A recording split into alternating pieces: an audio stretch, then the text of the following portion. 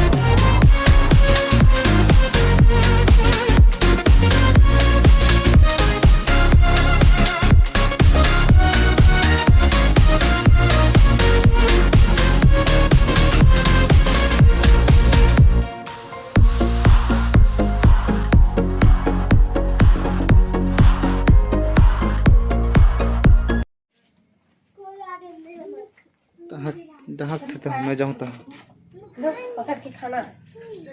लो सी तो खाते ही क्या रखा हूँ।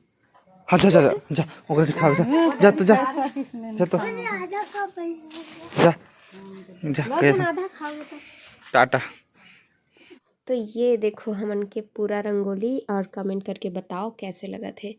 हमन दिनों जन बनाए हैं, मैं और मोर ननन करके छोटी वाली। ये बहुत सुंदर है ना। संगवारी हो अगर वीडियो पसंद आई सो तो लाइक कर दो और चैनल ला सब्सक्राइब करेला बिल्कुल मत भूलाओ। आप मन के एक सब्सक्राइब करे से हमर मन के उम्मीद बढ़थे। जय जोहार, जय छत्तीसगढ़।